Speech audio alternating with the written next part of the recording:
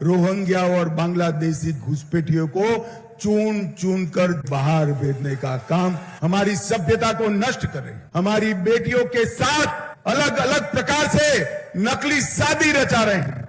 रोजगारी का भी वो लूटने का काम करते हैं।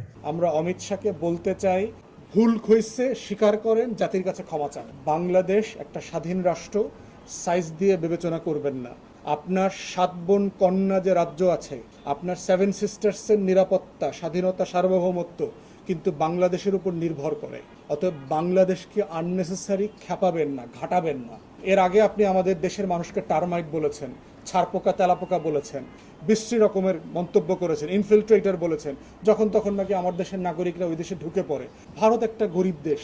বাংলাদেশের মানুষ সাতরায় মেডিটেরিয়ান ক্রস করে মৃত্যুর ঝুঁকি নিয়ে ইটালি যাবে, দক্ষিণ আমেরিকার বন জঙ্গল হয়ে অ্যামাজন হয়ে আমেরিকায় ঢুকবে, ভারতে যাবে না। প্রত্যেকটা প্রতিবেশীর সাথে আপনার সম্পর্ক খারাপ। প্রত্যেকটা প্রতিবেশী তো খারাপ হতে পারে না। একটা দালানের যদি আপনার সাথে প্রত্যেকটা প্রতিবেশীর সাথে সম্পর্ক খারাপ থাকে, ফ্ল্যাটের প্রত্যেকটা লোক আপনাকে ঘৃণা করে, এর মানে তো এটা না যে বিল্ডিংয়ের সবগুলো মানুষ খারাপ, শুধু আপনি ভালো। এটা তো হইতে পারে না। এই যে সাউথ এশিয়ান নেইবারহুড আছে, প্রত্যেকের সাথে আপনার সম্পর্ক খারাপ। খুন সেন আবার আপনাদের দেশে পালিয়ে এখন আছে। এই কাজগুলো বাংলাদেশ ভালোভাবে নেয় নাই। বাংলাদেশের মানুষের সাথে যদি সম্পর্ক করতে চান, সম্মানের সাথে করতে হবে। তা না হলে দিল্লিতে আপনার রাজনীতি যেভাবে ক্ষয়িষ্ণু হয়ে যাচ্ছে, ভারতের স্বার্থ কিন্তু বাংলাদেশে কন্টিনিউ খারাপ অবস্থায় যাবে, যেটা দুইটা প্রতিবেশী রাষ্ট্রের জন্য সুখকর হবে না।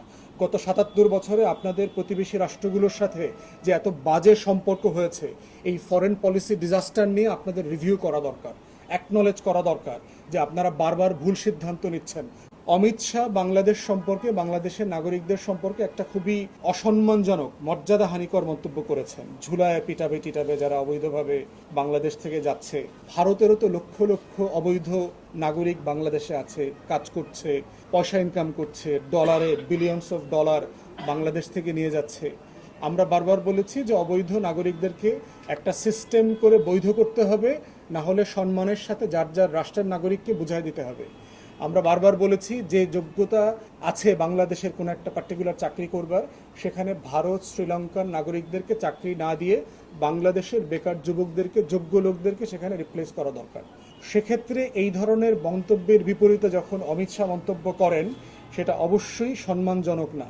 অতএব আপনারা বাংলাদেশের মানুষের সাথে সম্পর্ক করেন, নেশন টু নেশন রিলেশনশিপ হওয়া দরকার, স্টেট টু স্টেট রিলেশনশিপ হওয়া দরকার। শেখ পরিবারের সাথে সম্পর্ক করে আপনার ভবিষ্যতের স্বার্থ রক্ষা আপনি করতে পারবেন না।